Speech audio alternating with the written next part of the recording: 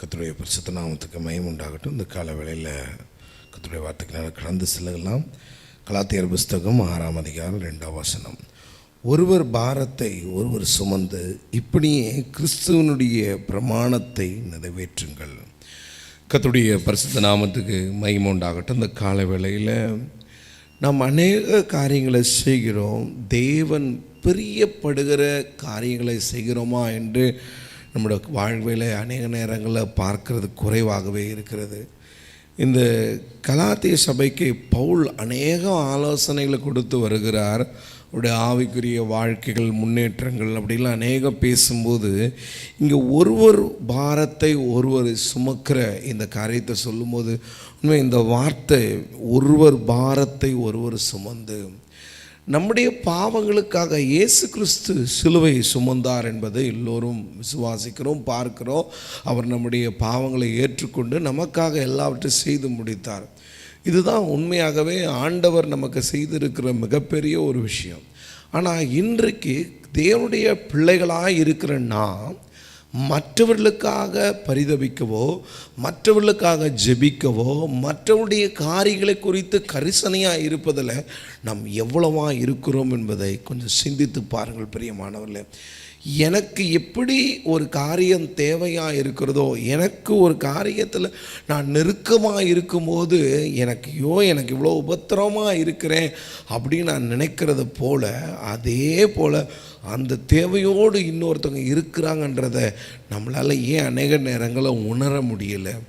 காரணம், அந்த கிறிஸ்துவின் முக்கியமான அந்த அன்பு நமக்குள்ள அதிக நேரத்தில் காணப்படாமல் போகிறது பிரியமானவர்களே. நம்முடைய தேவனுடைய இருதயமே மற்றவர்களுக்காக அங்கலாய்க்கிறது. நீங்கள் ஜெபம் கூட பாருங்களேன், ப்ரேயர், ஜெபம் நமக்காகவே நாம் ஜெபிக்கிறது அது வேறு விதமாக இருக்குது. ஆனால் மற்றவர்களுக்காக, மற்றவருடைய கண்ணீர்கள் துடைக்கப்பட, மற்றவங்களுடைய தேவைகளுக்காக வேண்டுதல் செய்வது உண்மையாகவே அதுதான் உண்மையாகவே ஜெபமாக இருக்கிறது பிரியமானவர்களே. நான் எனக்காகவே நான் கேட்டுக்கொண்டே இருந்தால் என்னுடைய காரியத்தையே நான் யோசிக்கிறேன். எனக்கு பிரச்சனை, எனக்கு இவ்வளோ போட்டிகள், இவ்வளோ பிரச்சனைகள், இப்படியே என்னை பற்றியே யோசித்தா அப்போ உலகத்து மனிதர்களுக்கும் தேவனுடைய பிள்ளைக்கும் எந்த வித்தியாசமே இல்லையே. அவங்கள போல தான் நாமளும் இருக்கிறோம். அவங்களுக்கும் நமக்கு எந்த வித்தியாசம் இல்லாமல் போகிறது. ஆனால் அப்போஸ்தலனாகிய பவுல் இதை சொல்லும்போது சொல்கிறாரு, இல்லை ஒருவர் பாரத்தை ஒருவர் சுமந்து. அருமையான தேவனுடைய பிள்ளைகளே, இந்த காலை வேளையில் நீங்கள் ஜெபம் பண்ண உட்காரும் போது கூட இவங்களுக்காக நம்ம ஜெபம் பண்ணணும், இவங்களுடைய தேவைகளுக்காக நம்ம விண்ணப்பம் பண்ணணும் அப்படின்னு யோசித்து மற்றவர்களுக்காக நீங்கள் அதிக நேரம் விண்ணப்பம் பண்ணிவிட்டு உங்களுடைய காரியங்களை கர்த்தாவை நினைத்தருளும் என்று சொல்லும்போது மெய்யாகவே உங்கள் ஜெபம் கேட்கப்படும் பிரியமானவர்களே. நம்முடைய வாழ்க்கையில் நிறைய நேரங்களில் இந்த இடத்துல நிறைய தவறுகளை நாம் செய்கிறோம். நான் தாவீதுடைய வாழ்க்கையில் அதிகமாக நான் பார்த்த ஒரு விஷயத்தில் ஒரு காரியம், ஒன்று தேவனுக்கு பிரியமானதை தேடுவார், இன்னொன்று மற்றவருடைய சூழ்நிலைகளை அதிகமாக நாடுகிறார். அந்த 1 சாமுவேல் 30ஆம் அதிகாரத்தில் நடந்த சம்பவத்தை இன்றைக்கும் யோசித்தா, அவனுடைய குடும்பம் எல்லாவற்றையும் இழந்த நிலையிலையும் அவரும் தன்னுடைய குடும்பம் இழந்திருக்கிறாரு. ஆனால் சுற்றி இருந்தவர் எல்லாரும் அவர் கர்த்தருக்குள்ளே திடப்படுத்துறதை பார்க்கும்போது கூட கொஞ்சம் யோசிக்கல. எல்லாரும் அவர் மேலே தான் கோபமாக இருக்கிறாங்க. அருமையான தேவனுடைய பிள்ளைகளே, நம்முடைய சூழ்நிலைகள் எதுவாக இருந்தாலும் நாம் கர்த்தருக்குள் நாம் திடப்படுத்தி கொண்டு நம்ம எல்லாருடைய காரியங்களையும் குறித்து நம் கரிசனை உள்ளவர்களாக இருப்போம் என்றால் தேவன் நம்முடைய காரியங்கள் மீதும் மிகுந்த கரிசனை உள்ளவர்களாக இருப்பார்.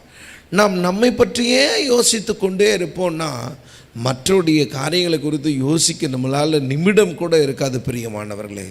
இந்த கால வேளையில் கிறிஸ்துவனுடைய பிரமாணம், ஒருவர் பாரத்தை ஒருவர் சுமக்கும் போது தான் நாம் அதை நிறைவேற்றவே முடியும். ஏன்னால் ஆண்டவராக இயேசு கிறிஸ்து நமக்கு கொடுத்த மிகப்பெரிய வார்த்தைகள் மிக முக்கியமானது, ஒருவரில் ஒருவர் அன்பாக இருங்கள். யோவான் எழுதின சுவிசேஷம் 13ஆம் அதிகாரம் 34ஆம் வசனம், நீங்கள் ஒருவரில் ஒருவர் அன்பாக இருங்கள், நான் உங்களில் அன்பாக இருந்தது போல நீங்களும் ஒருவரில் ஒருவர் அன்பாக இருங்கள் என்கிற புதிதான கட்டளையை உங்களுக்கு கொடுக்கிறேன். Yes, it's a order. ஒருவரில் ஒருவர் அன்பாக இருங்கள். உங்களுக்கு இப்போ ஒரு தேவையோடு இருக்கும்போது அந்த தேவையோடு இருக்கிறவங்களுடைய நிலைகளை யோசித்து பாருங்கள். நான் கடந்த சில நாட்டில் ஒரு 2 குழந்தைங்களுக்காக நான் தொடர்ந்து ஜெபிக்கிறேன். அந்த பிள்ளைகளுக்கு ஸ்கூல் ஃபீஸ் கட்ட முடியல. எனக்கு சாதாரணமாக ரோட்டில் ஜஸ்ட் நார்மலாக ட்ராவல் ஆகாமல் கூட அந்த பிள்ளைகளோட பெயர்கள் என் மனசில் வந்துன்னே இருக்குது. அப்போ தான் என்னால் முடிஞ்ச வரைக்கும் நான் ஜெபிக்கிறேன், என்னால் முடிஞ்ச வரைக்கும் பிரயாசப்படுகிறேன். ஆனால் இதுதான் தேவன் எதிர்பார்க்குறார். ஒரு நாள் ஒருத்தர் மெசேஜ் அனுப்பி எனக்கு என்னுடைய பிள்ளைகளுக்கு ஃபீஸ் கட்டுங்கன்னு சொல்லிட்டு அனுப்புனார். நான் சொன்னேன், நான் என் பிள்ளைகளுக்கு நான் ஃபீஸ் கட்டிட்டேன், நீங்கள் தப்பாக நினச்சிக்கலாம், இந்த பணத்தை நான் அந்த குழந்தைங்களுக்கு அனுப்பலாமா? அவங்க உடனே தாராளமாக அனுப்புங்க பாஸ்டர், ஏன்னா இதுதான் கிறிஸ்துவின் பிரமாணம். நீங்கள் ஒருவரில் ஒருவர் அன்பாய் இருங்கள், நான் உங்களுக்கு அன்பாய் இருக்கிறது போல நீங்கள் ஒருவரில் ஒருவர். எப்படி ஆண்டவராக இயேசு கிறிஸ்து நம்ம நேசிச்சிருக்கிறார், நம் பாவிகளாக இருக்கையில் கிறிஸ்து நம்மேல் வைத்த அன்பு வெளிப்பட்டிருக்கிறதே, இதுதான் தேவன் நம்மையே செய்ய சொல்லியிருக்கிறார். இதில் இன்னொரு வேதனைன்னா, நம்ம நேசிக்கிறவர்களை நாம் நேசிப்போம், நம்மளை உதாசனம் பண்ணுறவங்களும் உதாசனம் பண்ணிடுவோம்.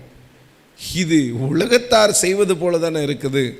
இல்லை, அவங்க நம்மளை நேசிக்கலைனாலும் பரவாயில்ல, அவங்க நமக்கு உதவி செய்யலினாலும் பரவாயில்ல, நாம் அவங்கள நேசிப்போம். நான் நிறைய இடங்களில் இந்த சிறுவர் ஊழியம் செய்யும்போது எனக்கு வருகிற மிகப்பெரிய வேதனை, அந்த சபையோ அல்ல அந்த பகுதி மக்களோ அந்த ஊழியத்தை குறித்து பெருசாக யோசிக்க மாட்டாங்க.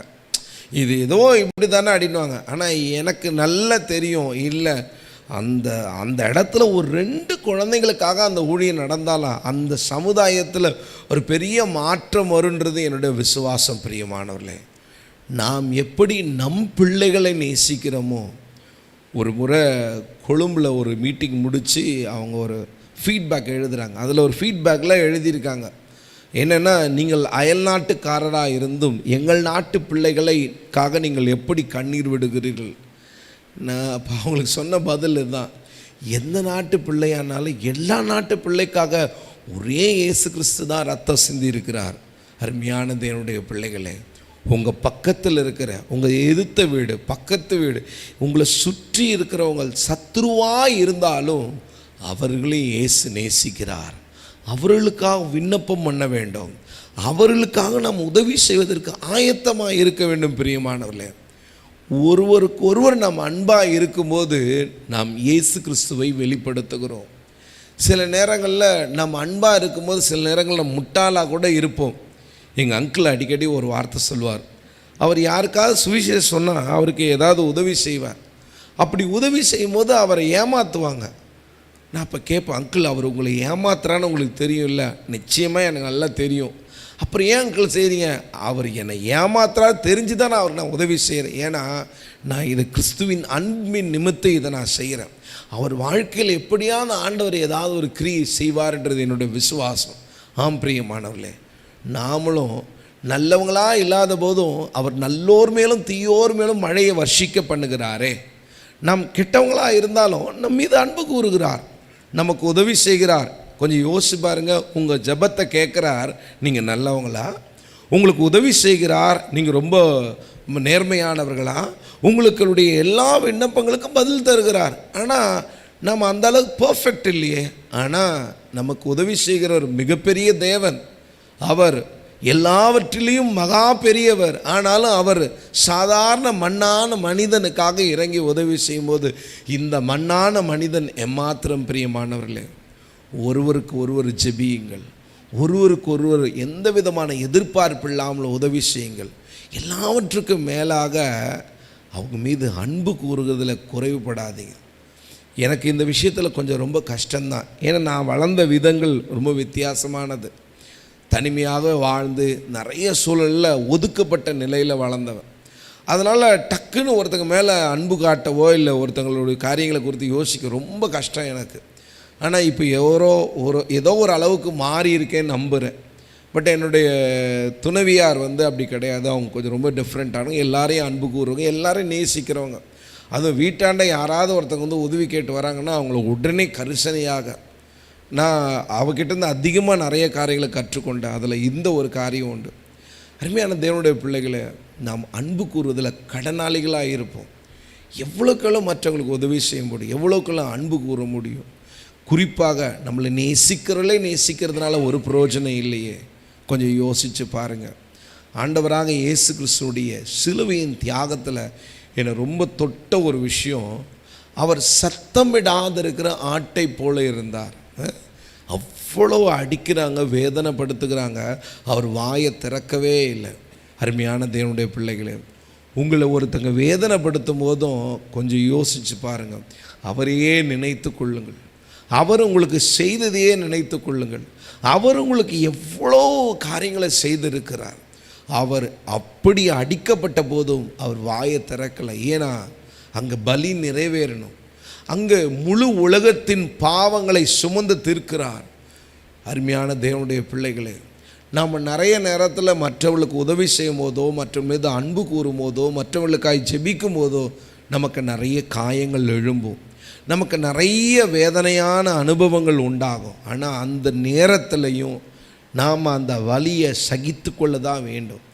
இதுதான் தேவன் எதிர்பார்க்கிற காரியம். இதனால் நம்மளை சில பேர் பலவிதமாக சொல்லுவாங்க. என்ன சொல்லுவாங்க? இவங்க பிழைக்க தெரியல, இவங்களுக்கு இப்படி அப்படின்னு சொல்லுவாங்க. அதெல்லாம் நம்மளுக்கு பிரச்சனையே இல்லை. நம்ம அவரையே நினைத்து கொள்வோம். அவர் நமக்கு என்ன செய்திருக்கிறார், எப்படி இயேசு கிறிஸ்து என் மீது அன்பு கூர்ந்தாரோ, என்னை நேசிக்கும்படி அவர் எவ்வளவு தியாகம் செய்தாரோ, அவரை நான் நினைத்து கொள்ளும்போது உண்மையாகவே சொல்லுகிறேன், இந்த கிரியைகள், இந்த தேவனுக்காக நாம் எடுக்கிற தீர்மானங்கள், செயல்பாடுகள் எதிர்காலத்தில் உங்களையே தேடி வரும். ஒரு குறிப்பிட்ட ஊரில் ரொம்ப வேதனையான நிலையில் இருந்த ஒரு சின்ன பையன், அவன் கையில் சாப்பாட்டு கூட வழி இல்லை. அப்போ ரோட்டில் உட்காந்து கேட்குறான், யார்ட்டையாவது பசிக்குது, சாப்பாடு வேணும்னு கேட்குறான். அப்போ அந்த பக்கமாக ஒரு கணவன் மனைவி நடந்து போகிறாங்க. அவங்கள அந்த சகோதரி அவங்கள பார்த்துட்டு, அந்த பையனை பார்த்துட்டு அவனுக்கு ஏதாவது உதவி செய்யணும் விரும்புகிறாங்க. அப்போ உடனே அவர் சொல்கிறார், அதெல்லாம் வேணாம், அதெல்லாம் செய்யாத. ஆனால் அவங்க என்ன பண்ணிடுறாங்கன்னா, தங்களுடைய அந்த மாதத்தில் அவங்களுடைய வீட்டு தேவைக்காக வச்சுருந்த ஒரு தொகையை எடுத்து அப்படியே கையில் கொடுத்து, நீ இதில் சாப்பிட்டுக்கோ, உன்னுடைய வாழ்க்கையை நீ பார்த்துக்கோன்னு சொல்லிட்டு கொடுத்துட்டு வந்துடுறாங்க. அவங்க கொடுத்தது என்னன்னு பார்த்தீங்கன்னா, அந்த மாதத்துடைய வாடகை பணம். அவர் ரொம்ப அவங்க வீட்டுக்காரர் கடினமாக திட்டுகிறார். பரவாயில்ல, நம்ம எதாவது அட்ஜஸ்ட் பண்ணிக்கலாம் வாங்க அப்படின்ட்டு போயிடுறார். இது நடந்து சில ஆண்டுகள் உருண்டு ஓடுகிறது. சில ஆட்கள் ரொம்ப நாட்கள் கடந்த பிறகு அந்த அதே சகோதரி இப்போ வயதாயாச்சு. இப்போ இவங்களுடைய வீடு தங்கியிருந்த வீட்டை காலி பண்ண வேண்டிய சூழ்நிலை. அந்த வீட்டை வேற ஒருத்தர் வாங்கிட்டாரு, அதனால் நீங்கள் இந்த இடத்த விட்டு காலி பண்ணணும்னு சொல்லிட்டு அதோடைய சம்மந்தப்பட்ட அதிகாரி அவங்கள வெளியே அனுப்புகிறாங்க. அவருடைய கணவரும் இறந்துட்டாங்க, யாருமே இல்லை. அப்போ வெளியே ஏற வேண்டிய சூழ்நிலையில் அவங்க ரொம்ப மனசு உடைஞ்சு வெளியே வராங்க. அப்படி வெளியே வரும்போது அந்த வீட்டை வாங்கினவர் உள்ளே வருகிறார். வரும்போது அந்த கையில் அந்த பத்திரத்தை எடுத்து இந்த அம்மா கையில் கொடுத்து, இது உங்களுக்கு தான் அப்படின்னு கொடுக்குறாரு. உடனே இவங்களுக்கு ஒன்றுமே புரியல. இது எனக்கு தானா? புரியலையே, நீங்கள் யார், எனக்கு எதுவுமே தெரியல. அவங்க சில அந்த 20 ஆண்டுகளுக்கு மேலாக செய்த அந்த உதவி செய்யும்போது அந்த பையன் கையில் அடையாளமாக ஒரு சின்ன செயினை கொடுத்துருப்பாங்க. அந்த செயினை திரும்ப அந்த அம்மா கையிலே கொடுத்து, இது வேறு யாரும் இல்லை, நீங்கள் 20 வருஷத்துக்கு முன்னாடி உதவி செய்த அந்த சிறுவன் நான் தான் அப்படின்னு சொல்லி திரும்ப அவங்க கையிலேயே கொடுக்குறாங்க. இதுதாங்க மற்றவர்களுக்காக நாம் செய்கிற உதவியும், மற்றவர்களுக்காக நாம் ஜெபிக்கிற ஜெபமும், மற்றவர் மீது அன்பு கூறுகிற காரியமும் மீண்டும் அது நம்ம இடத்திலே திரும்ப வரும். அதனால தான் ஒருத்தர் அன்பு கூறுங்கள்னு ஆண்டவர் சொல்கிறார். இப்படி நாம் ஒருவர் பாரத்தை ஒருவர் சுமப்போம் என்றால் நிச்சயமாக நாம் தேவனுடைய பிள்ளைகளாய் நாம் வாழ்வோம். பிரியமானவர்களே, கண்களை மூடி ஜெபிக்கலாம். நேசிக்க நல்ல ஆண்டவரே, இந்த வார்த்தை கேட்குற ஒவ்வொருத்தருடைய வாழ்க்கையிலையும் தங்களுடைய பிரச்சனைகள் போல மற்றவருடைய பிரச்சனைகளை நினைக்க உதவி செய்யுங்க. மற்றவர்களுக்கு உதவி செய்யவும், அன்பு கூறவும். ஆண்டவரே, இதுவே தேவன் எங்களுக்கு போதித்திருக்கிறீர், அதையே நாங்கள் கடைபிடிக்க உதவி செய்யுங்கப்பா. ஆண்டவரே, எங்கள் சபைகளிலேயும் ஆண்டவரே உதவியற்ற நிலையில் வாழ்கிற ஒவ்வொருத்தருக்காக நாங்கள் இந்த வேளையில் ஜெபிக்கிறோம். ஆண்டவரே, குறிப்பாக ஆண்டவரே கல்லூரி ஃபீஸ் கட்ட முடியாமல், ஸ்கூல் ஃபீஸ் கட்ட முடியாமல் ஆண்டவரே நெருக்கமான நிலையில் வாழ்கிற ஒவ்வொரு குடும்பத்தினருக்காக நாங்கள் ஜெபிக்கிறோம். ஆண்டவரே, எந்த உதவியும் இல்லாத நிலையில் இருக்கிற அவர்களுக்கு ஒரு அற்புதம் செய்யுங்கப்பா. உங்களுடைய நாமத்தை நீங்கள் மகிமைப்படுத்துங்க. ஆண்டவரே, எங்கள் சபையில் இருக்கிற ஒவ்வொரு தேவனுடைய பிள்ளைகளும் மற்றவர்களுக்காக விண்ணப்பம் பண்ணுவதில் எல்லாவற்றிலும் முந்தி இருக்க கர்த்தர் உதவி செய்வீராக. காத்துக்கொள்ளுங்க, வழி நடத்துங்க. இந்த நாள் மிகப்பெரிய ஆண்டவரே மற்றவர்களுக்கு ஜெபிக்கிற ஒரு நாளாக இருக்க கிருபை தாங்கப்பா. ஆசீர்வதிங்க. இயேசுவின் நாமத்தில் ஜெபிக்கிறோம் நல்ல பிதாவே, ஆமென். நாத்துமாவே கர்த்தரை ஸ்தோத்திரி, என் முழுமே பரிசுத்த நாமத்தை ஸ்தோத்திரி. நாத்துமாவே கர்த்தரை ஸ்தோத்திரி, கர்த்தர் சகல வாளையும் மறவாதே. ஆமென். God bless you.